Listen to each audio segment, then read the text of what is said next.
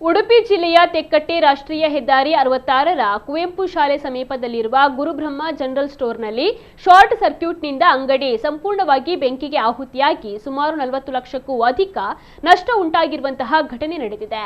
ಅಂಗಡಿ ಮಾಲೀಕ ಸಂತೋಷ್ ಅವರು ಎಂದಿನಂತೆ ರಾತ್ರಿ ವ್ಯಾಪಾರವನ್ನು ಮುಗಿಸಿ ಅಂಗಡಿಗೆ ಬೀಗ ಹಾಕಿ ಮನೆಗೆ ತೆರಳಿದ್ದರು.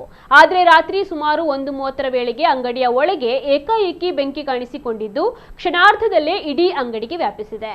ಇದರಿಂದಾಗಿ ದಿನಸಿ ಸಾಮಗ್ರಿಗಳು, ಫ್ರಿಡ್ಜ್ಗಳು, ಪೀಠೋಪಕರಣಗಳು ಹಾಗೂ ಇತರ ವಾಣಿಜ್ಯ ಉಪಯೋಗಿ ವಸ್ತುಗಳು ಸಂಪೂರ್ಣವಾಗಿ ಸುಟ್ಟು ಭಸ್ಮವಾಗಿವೆ.